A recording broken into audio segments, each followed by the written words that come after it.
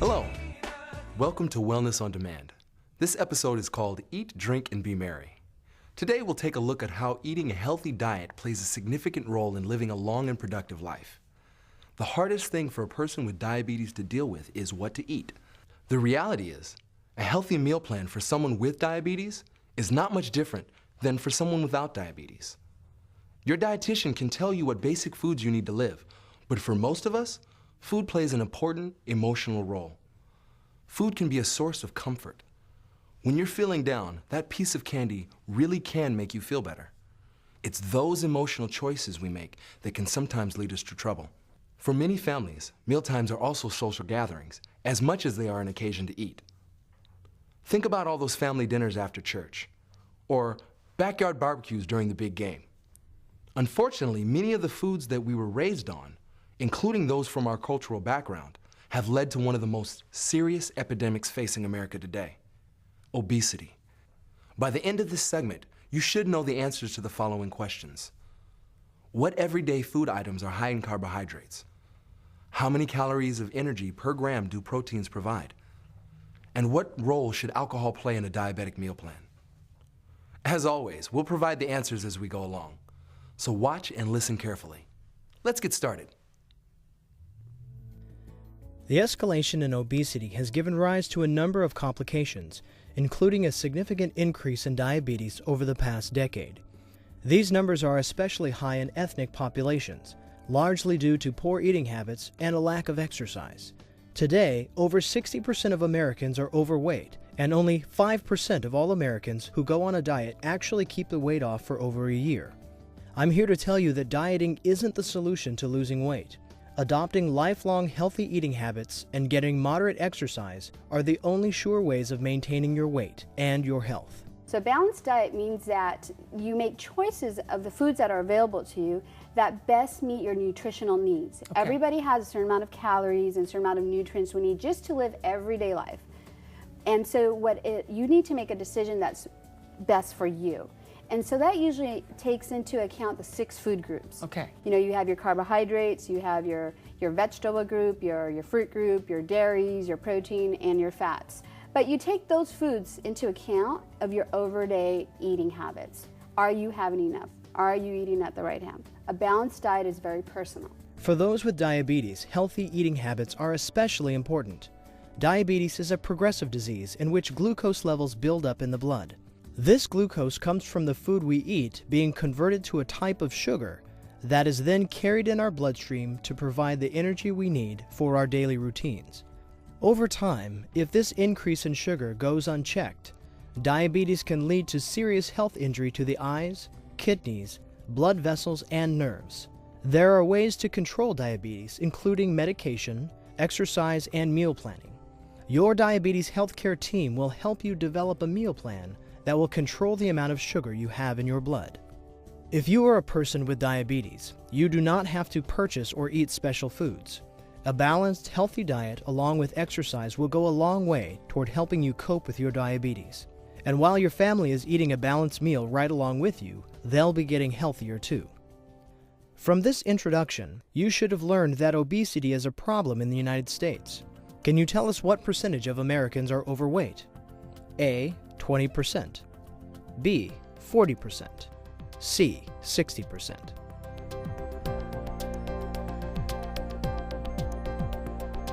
If you answered C, 60%, you are correct. To avoid being part of that 60%, just follow the nutrition tips included in this segment. Carbohydrates aren't our enemies, as some diet plans would have you believe. Carbohydrates provide the energy that our bodies and our brains have to have. Because carbohydrates are converted into sugar in the bloodstream, carbohydrate counting is an important part of the diabetic diet. For diabetics, controlling how many carbohydrates you eat can be the difference in a normal glucose level or hyperglycemia. In the carbohydrate counting diet, you only track the carbohydrates eaten in each meal. Usually this is expected to be between 45 and 60 grams per meal. Every gram of carbohydrates you eat is converted into 4 calories of energy. Let's take a look at some food items that are high in carbohydrates. Bread and pasta, peas and potatoes, rice and beans, starchy vegetables such as corn, sweet potatoes and squash, and surprisingly, milk.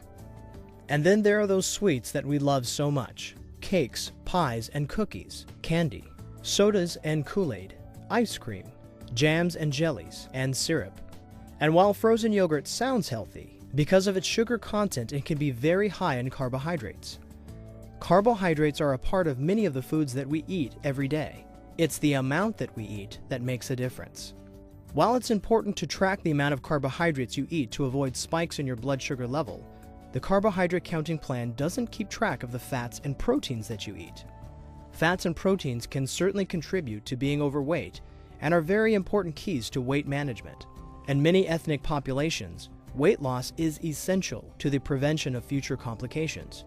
So the carbohydrate counting plan may not be the best method for controlling your eating. Now that we've learned a bit more about carbohydrates, can you tell us which food items are high in carbohydrate content? A. Potatoes, starchy vegetables, and desserts.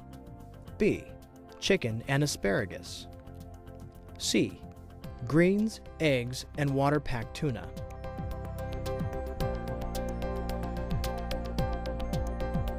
Choice A is the highest in carbohydrates. It includes those yummy things we love, but we really have to watch in a low-carbohydrate meal plan.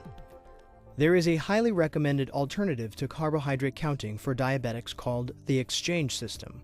The Exchange System is made up of 6 lists, which include starches and breads, meat and meat substitutes, vegetables, fruit, milk, and fats. When you're ready to make up your meal plan for the day, you simply choose the appropriate amount in each list and combine them to equal your calorie intake. For instance, with the Exchange program, breakfast on a 1,500 calorie diet would include 2 starches, 1 fruit, and 1 milk. You would then refer to the list to determine that 2 starches would equal a 2-ounce English muffin, 1 fruit would be half a medium banana, and 1 milk would be an envelope of artificially flavored hot cocoa mix.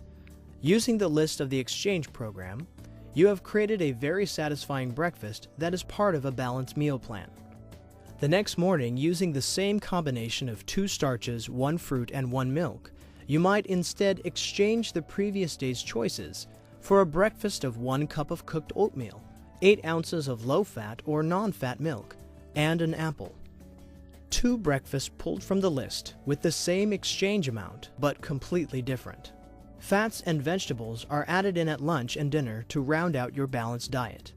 Dinner on a 1,500 calorie diet using the Exchange System would include choices from the list equivalent to 2 starches, 2 meats, 1 vegetable, 1 fruit, and 2 fats. This dinner might be a hamburger bun topped with mustard, 2 ounces of white chicken with no skin or fat, 2 slices of bacon, and a slice of onion. For dessert, try sugar-free gelatin made with half a sliced banana mixed in, and you've got a healthy and tasty dinner. With the Exchange program, you have the opportunity to make up a variety of menus so that you won't get bored with what you eat. At the same time, you and your family will be developing much healthier eating habits by balancing your calories, carbohydrates, proteins, and fats throughout the day. A balanced diet that will help you keep your blood glucose levels in check. What is the difference between carbohydrate counting and the Exchange System? A. Carbohydrate counting watches all of the nutrients in the food that you eat. B. The Exchange program exchanges carbohydrates, but doesn't take into consideration fat or calories. C. The Exchange program has lists of similar food that you can choose from to create varied, balanced meal plans.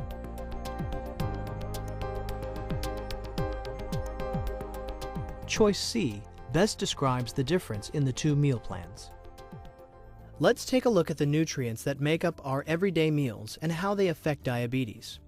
Protein is a necessary ingredient that our body uses for growth, maintenance of our muscles and skin, and to provide energy. Common foods that are high in protein include meat, poultry, fish, cheese, eggs, and even peanut butter. Clearly, protein is an important part of our meal plan, and it provides about 4 calories per gram. But while protein is an important part of our diet, as with anything, too much of a good thing is still too much. You should carefully watch the amount of protein that you add to your meals with items such as hamburger or steak, so you don't overdo it. Who doesn't love a steak with a piping hot baked potato slathered in sour cream? Well, that steak and sour cream may be chock full of saturated fats. Saturated fats have been linked to heart disease and found to increase your cholesterol levels. Another kind of fat, trans fats, are the greatest contributor to heart disease and should be avoided if at all possible. These include processed foods like crackers and chips, stick margarines, and shortening. Better leave off sour cream and margarines and stick with monounsaturated fats like olive oil and canola oil when cooking up your favorite foods. Protein provides fat, but it also provides energy. So in terms of cooking, if you can broil anything that doesn't add fat to it or calories, if you can broil, if you can bake meats or grill them, it's always better than frying, okay, because you're taking calories out. Or if you want to use your oils, anything at room temperature is much better than anything solid at room temperature. But a little bit of butter once in a while is fine. Right. But when I say a little bit of butter, I'm talking about like a quarter of a teaspoon. Right. When some of my clients say a little bit of butter, they're talking about 2 tablespoons.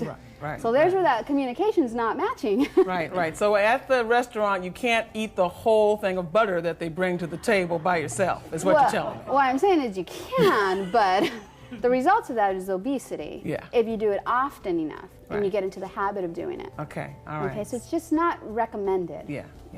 After watching this segment, do you know how many calories of energy per gram protein provides? A. 2 calories per gram. B. 4 calories per gram. Or C. 6 calories per gram.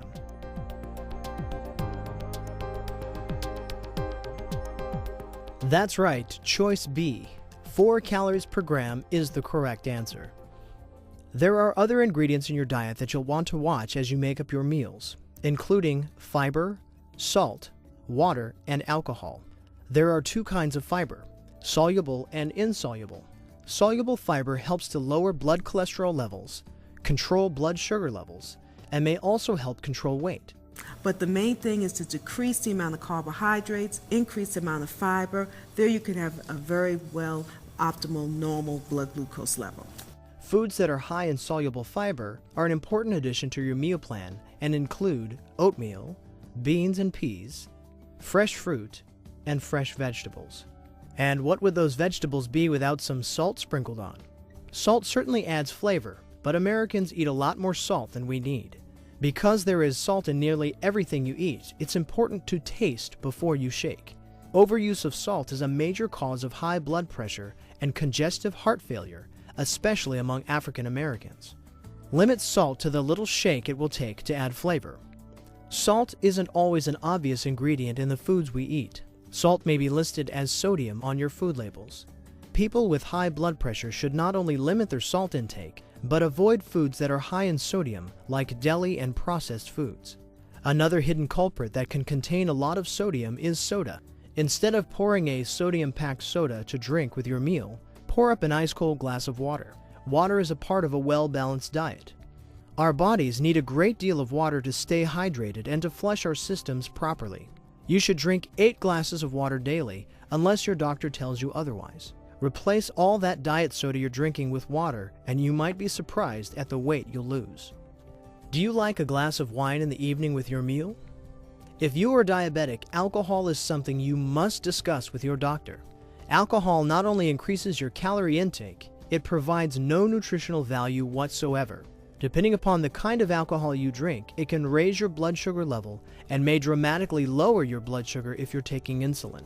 If your doctor advises that you may drink a small amount of alcohol, limit it to 1 or 2 drinks a week. Don't be looking for a long, tall drink though. Keep in mind that the diabetic should not have any more than 4 ounces of wine, 1 12-ounce beer, or 1 ounce of alcohol in a mixed drink per day. Avoid sweet drinks like piña coladas, margaritas, and wine that are especially high in sugar, and always have the alcohol with a meal or snack to prevent low blood sugar reactions. Replacing a meal with a glass of wine or a beer is a huge no-no if you're taking insulin. Stick to water, mineral water, or unsweetened tea when you're thirsty. You're ready to start creating your own meal plans from the information you've gathered today. If you find yourself suddenly experiencing wide swings in your blood sugar, do you remember the most important change you can make to control them? A. Increase your carbohydrates and add fat. B. Decrease your carbohydrates and add fiber. Or C, increase your carbohydrates and add protein.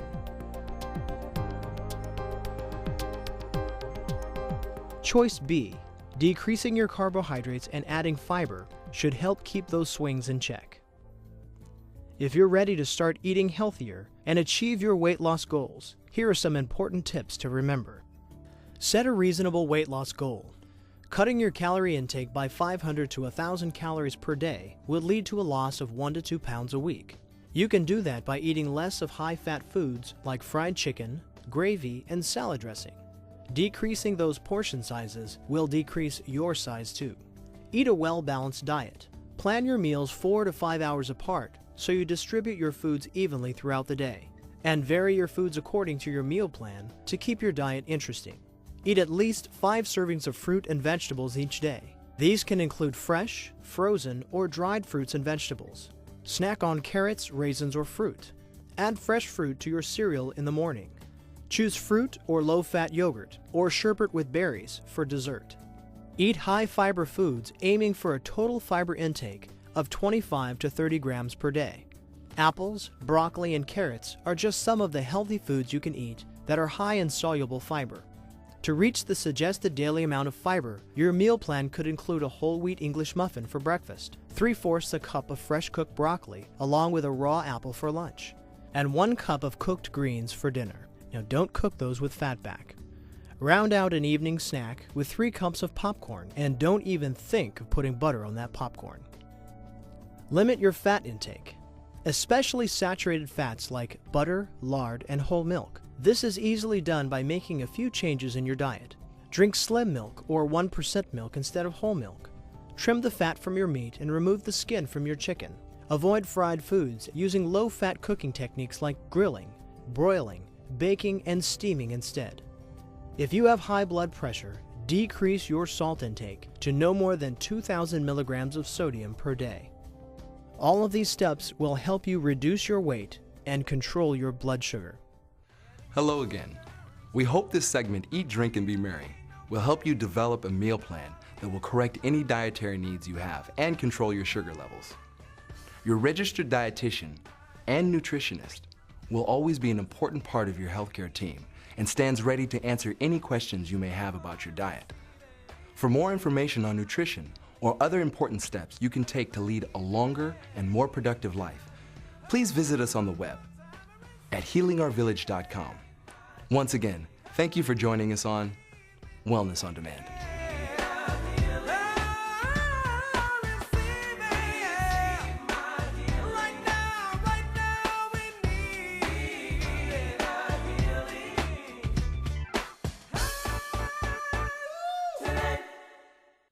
Can you recognize the faces of diabetes? 21 million Americans suffer from this chronic disease that, when unchecked, can cause blindness, heart attacks, and kidney failure. I'm very proud to announce that the 2nd edition of Healing Our Village, a self-care guide to diabetes control, is now available. You can get this guide by visiting www.healingourvillage.com. Get this book and empower yourself to take charge of your diabetes and improve your health today.